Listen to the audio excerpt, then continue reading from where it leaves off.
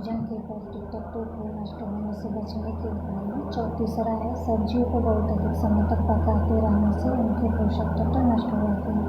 जो सब्जियां होती है उनको अधिक समय तक पकाने से उनके जो पोषक तत्व होते हैं वो क्या होते हैं, नष्ट हो जाते हैं। चावल को पकाते समय उनके मार को नहीं निकालना चाहिए, इससे उसका पोषक मूल्य कम हो जाता है। यदि मार निकालना ही पड़े तो मार को दाल, सब्जी या किसी में मिलाकर पका लेना चाहिए। पाँचवा, दाल, चना, राजमा, लोबिया आदि को जल्दी पकने के लिए सोडा का प्रयोग नहीं करना चाहिए। जैसे उसको जल्दी पकने के लिए सोडा लोग डालते हैं, उसका प्रयोग नहीं करना चाहिए। इन्हें पकने से पूर्व कई घंटों पहले पानी में भिगो कर रख देना चाहिए। छठवां, दाल, सब्जी आदि को पकाने के लिए कुकर का प्रयोग करना चाहिए। इससे इनके पोषक तत्व नष्ट नहीं होते और भोजन भी जल्दी पक जाता है। सातवां, भोजन को मंद आंच पर पकाना चाहिए। भोजन को ढककर पकाना चाहिए। सब्जियों को लौह के पात्र में पकाना चाहिए। जो भी सब्जियां होती है उसे लोहे के बर्तन में पकाना चाहिए। अब आइए देखते हैं विभिन्न आयु वर्ग के व्यक्तियों का दैनिक आहार कैसा होना चाहिए। उनका दैनिक आहार कैसा होना चाहिए। विभिन्न वर्ग आयु के व्यक्तियों का यहाँ तालिका देखिए, तालिका बनाई हुआ है कैसे निर्धन वर्ग के व्यक्ति के लिए, मध्यम वर्ग के व्यक्ति के लिए, उच्च वर्ग के व्यक्ति के लिए। सुबह का नाश्ता कैसा होना चाहिए, नाश्ता में क्या क्या शामिल होना चाहिए। सुबह का नाश्ता निर्धन के लिए मक्का, बाजरा, जौ की रोटी, चिवड़ा, गुड़, भात, चाय। ये मध्यम वर्ग के लोग ना रोटी, पराठा, सब्जी, मौसमी फल, चाय, दूध। उच्च वर्ग के टोस्ट, मक्खन, अंडा, पनीर, सूखे मेवे, दूध का दलिया, सब्जी, पूरी, ये भोजन शामिल होने चाहिए सुबह के नाश्ते में। अब दोपहर का भोजन निर्धन वर्ग के लिए चावल का भात, रोटी, सत्तू, मौसमी सामान्य सब्जियां, दाल, गुड़, अचार। मध्यम वर्ग के लिए रोटी, चावल, मौसमी सामान्य सब्जी, दही, टमाटर, अदरक, नींबू, सलाद, अचार, चटनी। मांसाहारी भोजन में मांस, मछली, अंडा, सप्ताह में कभी कभी ये भी शामिल होना चाहिए। उच्च वर्ग के लोगों के लिए रोटी, चावल, दाल, दही, मक्खन, घी, सलाद, खीरा, अदरक, टमाटर, अतिरिक्त दालें, महंगी सब्जियाँ, मशरूम आदि। और जो मांस खाते हैं उनके लिए मांस भोजन में अंडा, मांस, मछली ये भी दोपहर के भोजन में शामिल होना चाहिए। तीसरे पहर का जो नाश्ता होता है, तीसरे पहर का नाश्ता है उसमें भुने चने, निर्धन वर्ग भुने चने, लाई, सत्तू, चिवड़ा, चाय आदि। मध्यम वर्ग का फल, बिस्कुट, चाय या कॉफी। उच्च वर्ग के लोग टोस्ट, सूखे मेवे, फल, मक्खन, नमकीन, कॉफी, कोको आदि ले सकते हैं। रात्रि का भोजन किसका कैसा होना चाहिए। रात्रि का भोजन मध्यम निर्धन वर्ग के लिए रोटी जो होती है गेहूँ, मक्का, बाजरा आदि की हो सकती है, खिचड़ी, भात, गुड़, चटनी आदि। मध्यम वर्ग में पराठा, दही, सब्जी, पापड़, कभी कभी खीर आदि भी हो जाता है।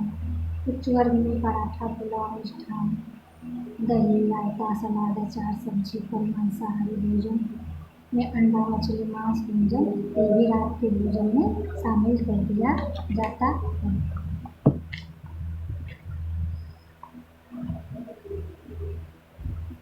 अब आइए देखिए मांसाहारी के लिए प्रस्तावित होता है। जो मांसाहारी लोग हैं उनके लिए कौन कौन से विकल्प है, कितना मात्रा में मांस को खाना चाहिए। शाकाहारी भोजन से घटाए जाने वाले खाद्य पदार्थ।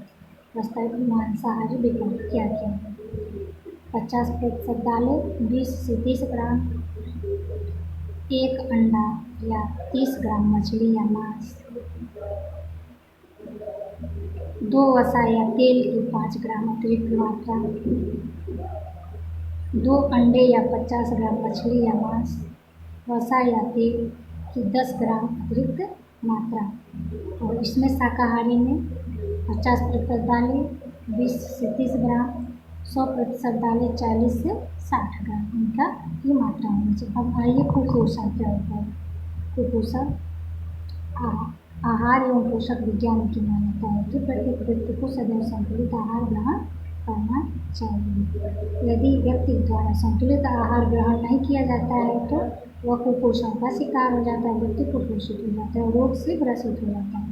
आहार में एक अथवा अधिक पोषक तत्वों की कमी कुपोषण का कारण होती है। एक या एक से अधिक पोषक तत्वों की कमी से वो कुपोषण का शिकार कुपोषण के कारण हो जाता है। सामान्यतः अपर्याप्त पोषक तथा भोजन में पोषक तत्वों का अभाव की कमी हो जाती है। अभाव कुपोषण कहलाता है।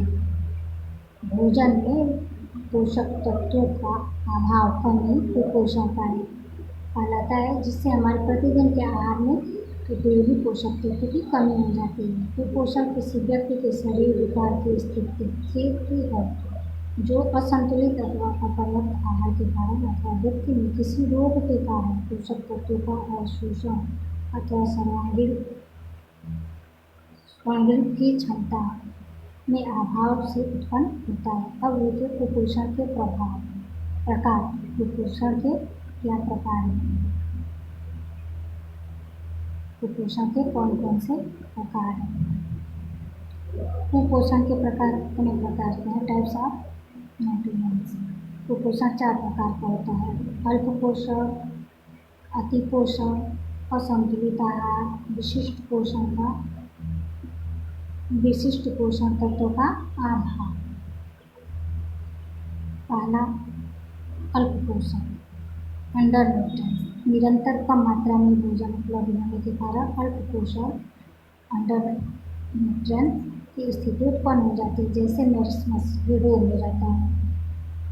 अतिशय पोषण, ओवर न्यूट्रिएंट्स। निरंतर और अत्यधिक मात्रा में भोजन लेने से अतिशय पोषण के विकार हो जाते हैं। इनके फलस्वरूप मोटापा, धमनी कठिन धमनी की दीवार में कोलेस्ट्रॉल का जमना, मधुमेह, रक्तचाप संबंधित विकार होने लगते हैं अत्यधिक पोषण से। अतिशय पोषण से अधिक पोषण लेने से।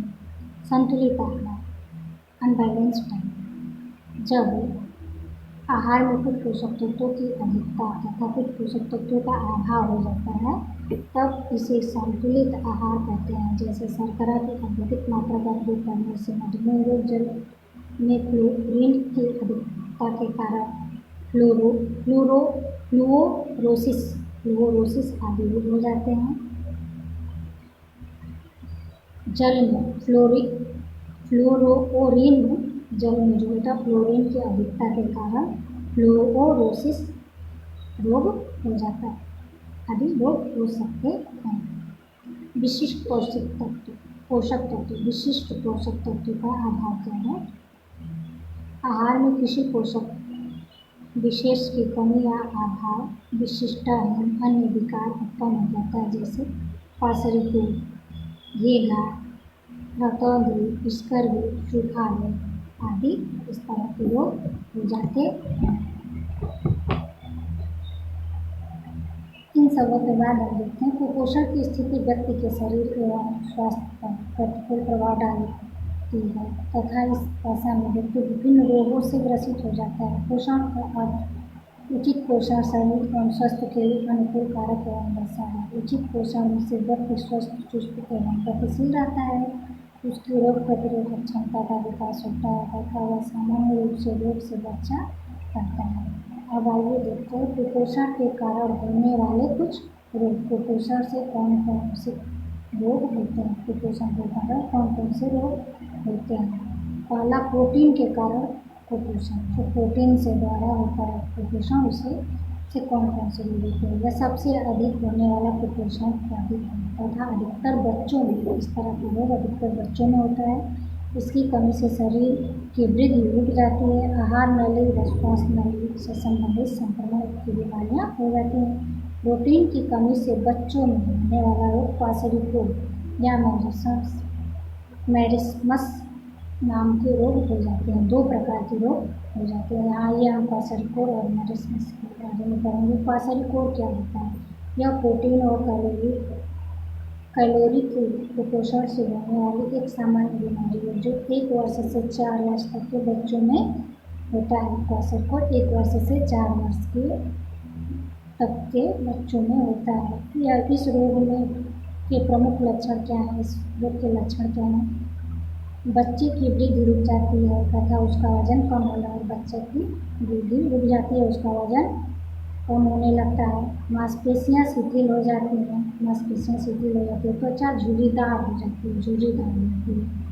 शरीर के अन्य अंग विशेषकर पैर सूज जाते हैं, जैसे पैर जो होते हैं सूज जाते हैं, हाथ पैर दुर्बल हो जाते हैं, बौद्धिक क्षमता कम हो जाती है, बच्चा चिड़चिड़ा सा हो जाता है तथा अक्सर रोने लगता है।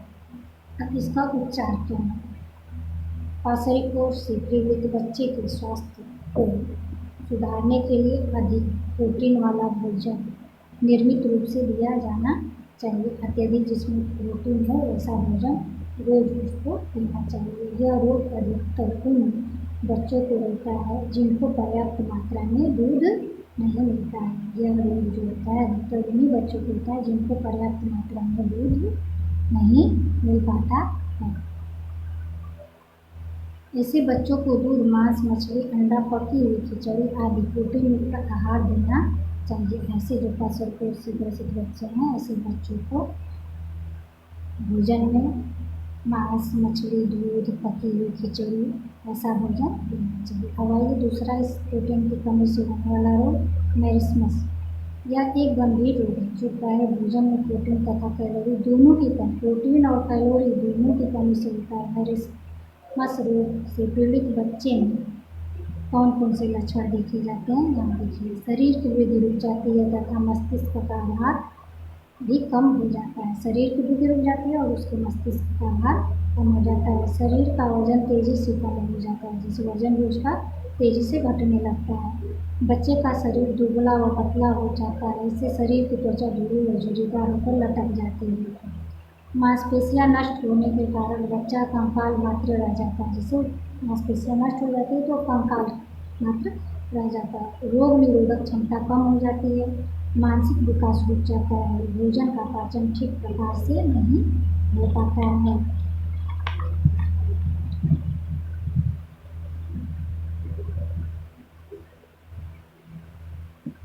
अब इसके उपचार, मेरिस्मस के क्या उपचार हैं?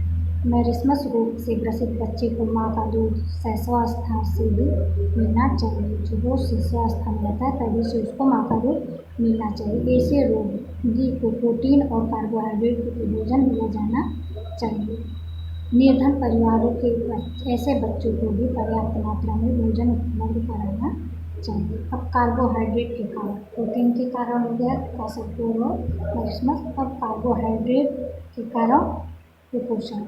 कार्बोहाइड्रेट के कारण कुपोषण क्या है? कार्बोहाइड्रेट की कमी अधिकता के कारण मधुमेह या मोटापा जैसे रोग हो जाते हैं। पहला है मधुमेह। कार्बोहाइड्रेट की कमी से शरीर कमजोर हो जाता है तथा थकान रहने लगती है। इसकी अधिकता से भी हानिकारक होती है। कार्बोहाइड्रेट की अधिकता भी हानिकारक होती है कि भोजन में अधिक कार्बोहाइड्रेट लिए जाते हैं तो पेट खराब रहता है, दस्त भी हो सकते हैं तथा मधुमेह रोग हो जाता है। और मोटापा क्या है? जब व्यक्ति भोजन के रूप में आवश्यकता से अधिक ऊर्जा ग्रहण करता है तो शरीर में वसा का संचय बढ़ जाता है, इसी कारण मोटापा होता है। इससे हृदय रोग, रक्तदाब, मधुमेह की संभावना बढ़ जाती है। अब आइए खनिज पदार्थों के कारण कुपोषण। खनिज पदार्थों से कैसे कुपोषण होता है? खनिज पदार्थों से होने वाले कुपोषण कौन कौन से हैं?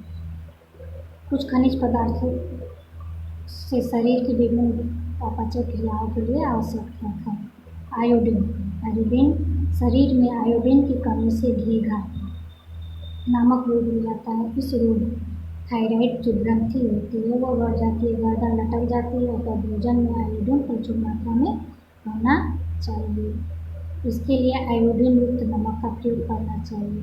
कैल्शियम। कैल्शियम की कमी से कौन सा रोग होता है? बच्चों को अधिक कैल्शियम की आवश्यकता होती है। किसी भी बच्चे को अधिक कैल्शियम की आवश्यकता होती है। इसकी कमी से दांत एवं हड्डियाँ कमज़ोर पड़ जाती हैं। इसकी कमी से जो दांत होते हैं और हड्डियाँ होती हैं क्या कर जाती हैं? कमज़ोर पड़ जाती हैं। दांत और हड्डियाँ कमज़ोर पड़ जाती है किसकी कमी से? कैल्शियम की कमी से। स्त्रियों में अस्थि मृदुलता की बीमारी हो जाती है और स्त्रियों में इसकी कैल्शियम की कमी से अस्थि मृदुलता की बीमारी हो जाती है। फ्लूओरीन।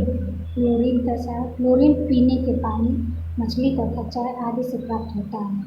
क्लोरीन की अधिक मात्रा से फ्लूओरिन विष की बीमारी हो जाती है तथा कमी से मसूड़े कमजोर हो जाते हैं। इसकी कमी से मसूड़े कमजोर हो जाते हैं। लोहा तथा अन्य पदार्थ शरीर में रुधिर निर्माण के लिए, ब्लड निर्माण के लिए आयरन, लोहा, कोबाल्ट तथा अल्प मात्रा में तांबे की आवश्यकता होती है। आयरन की कमी से रक्त अल्पता हो जाती है।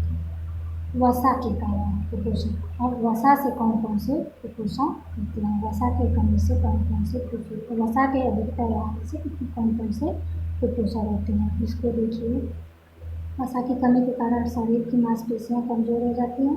मांसपेशियों के कमजोर हो जाने के कारण शीघ्र ही थकान का अनुभव होने लगता है। त्वचा शुष्क तथा चमक विहीन हो जाती है। त्वचा जो होती है शुष्क हो जाती है और चमक विहीन हो जाती है। व्यक्ति दुर्बल और कमजोर दिखाई देने लगता है। वसा की अधिकता के कारण शरीर में मोटापा हो जाता है। शरीर के भार में अनावश्यक वृद्धि हो जाती है। पेट निकल आता है।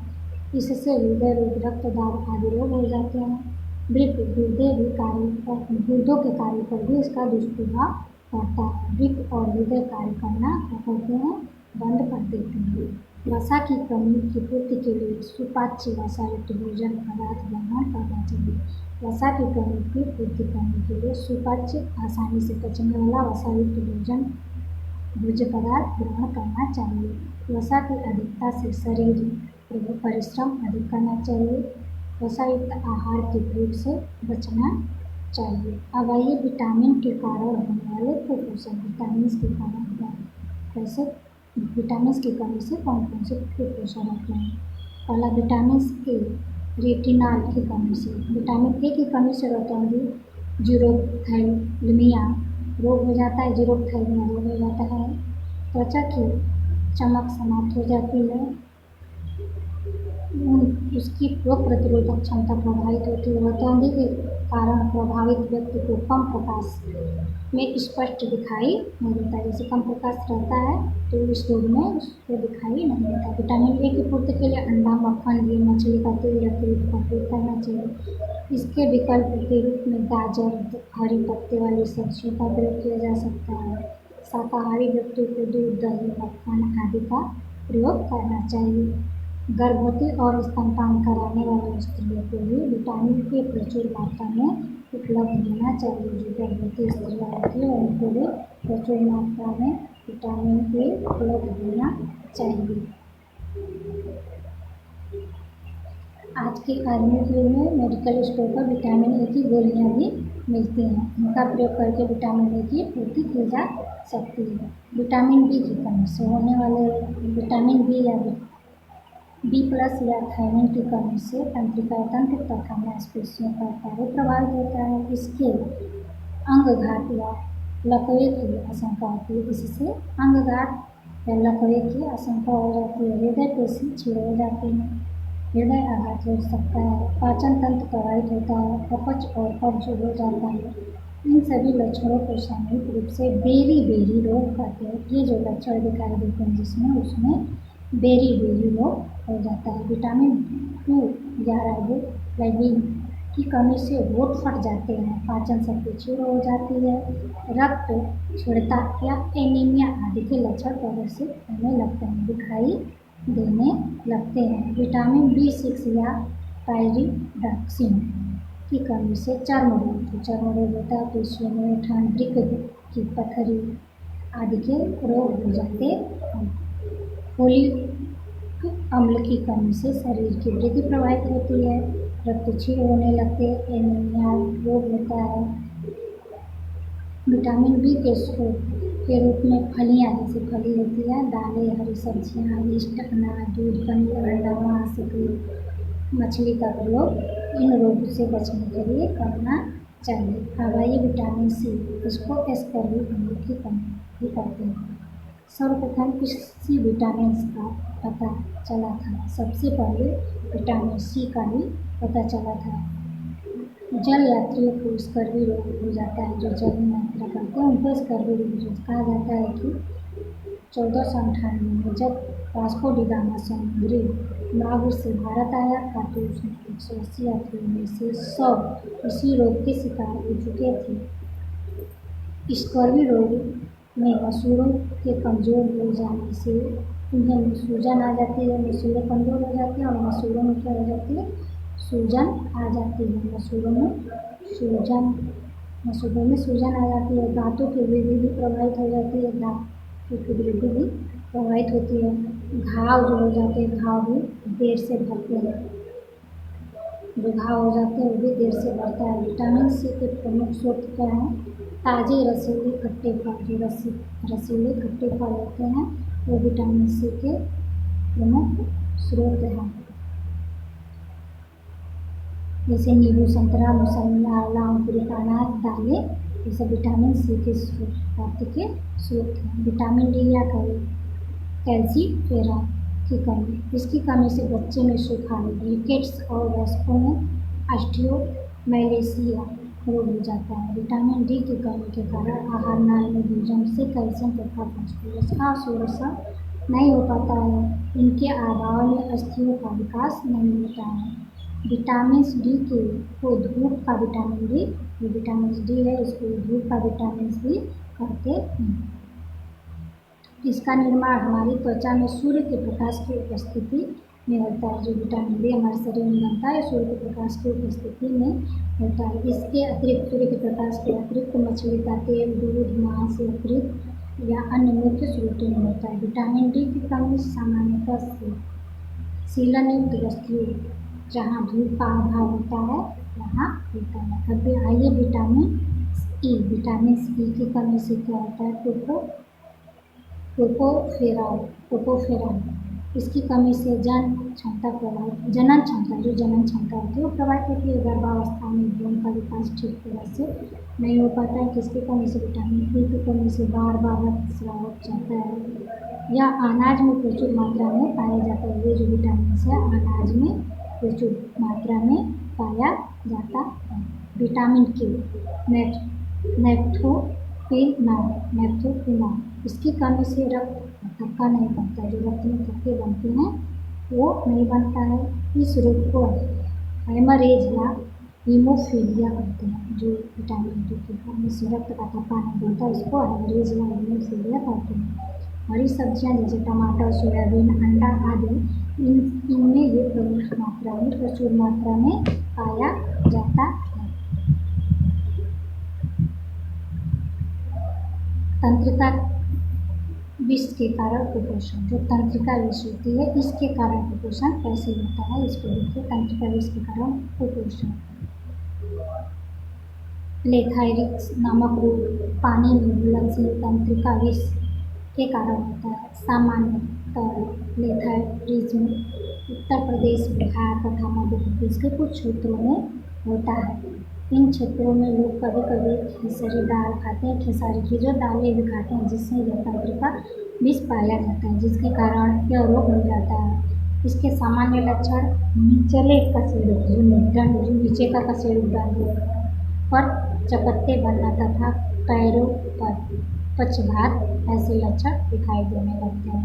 उपचार क्या है? संतुलित आहार के प्रयोग में लेथाइरिज्म से बचा जा सकता है। जैसे लेथाइरिज्म में भोजन नहीं खाना चाहिए, जिसके सारे पदार्थ नहीं खाना चाहिए।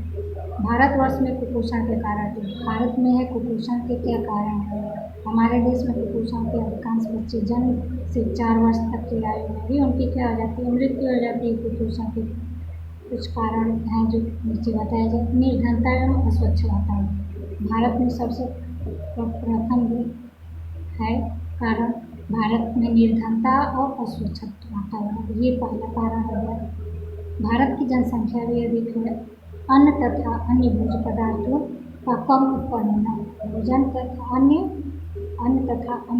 उत्पादन क्षमता भी कम होना, उत्पादन क्षमता भी कम होना।